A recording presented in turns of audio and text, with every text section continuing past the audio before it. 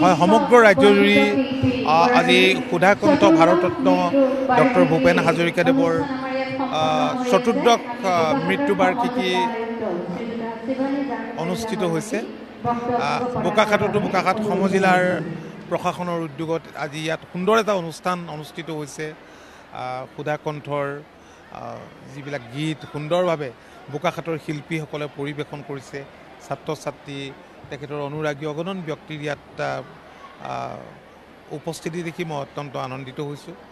তেখেতৰ এই মৃত্যুতিথিত তেখেতলৈ গভীৰ শ্ৰদ্ধাঞ্জলি জ্ঞাপন কৰিছোঁ।